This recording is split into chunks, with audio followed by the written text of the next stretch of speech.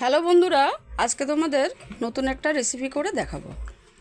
বাজার থেকে কচু শাক এনে কচু শাকটা কেটে ভালো করে ধুয়ে জল ঝরানোর জন্য রেখে দিয়েছি।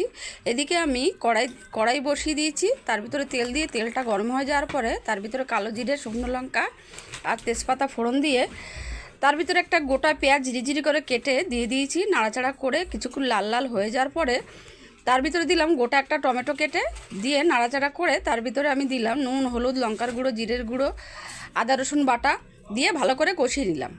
তার ভিতরে আমি কয়েকটা কাঁচা লঙ্কাও দিয়ে দিয়েছি। এবার কষিয়ে নেওয়ার পরে আমি কচু শাকগুলো যে রেখেছিলাম জল ঝরানোর জন্য, কচু শাকগুলো আমি দিয়ে দিলাম, দিয়ে নাড়াচাড়া করে ঢাকা দিয়ে দিলাম। ঢাকাটা উঠিয়ে দেখি কচু শাকটা মজে এসছে। তারপর আমি নামিয়ে নিলাম। নামিয়ে নিয়ে আবার কড়াই বসিয়ে দিলাম গ্যাসে। বসিয়ে দিয়ে তেল গরম হয়ে যাওয়ার পরে তারপর আমি চিংড়ি মাছটা ধুয়ে নুন হলুদ মাখিয়ে রেখেছিলাম, চিংড়ি মাছটা দিয়ে দিলাম। চিংড়ি মাছটা হালকা ভেজে নিয়ে ওই কচু শাকটাও দিয়ে দিলাম। দিয়ে আবার কিছুক্ষণ কষানোর পরে যখন শুকনো শুকনো হয়ে এসছে তখন আমি একটু চিনি ছড়িয়ে দিয়ে নাড়াচাড়া করে নামিয়ে নিলাম।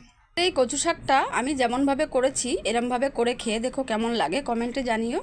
আর মীরা কিচেন চ্যানেলটাকে সাবস্ক্রাইব করে দিও আর এই ভিডিওটাকে শেয়ার করে দিও। দেখা হবে নেক্সট ভিডিওতে।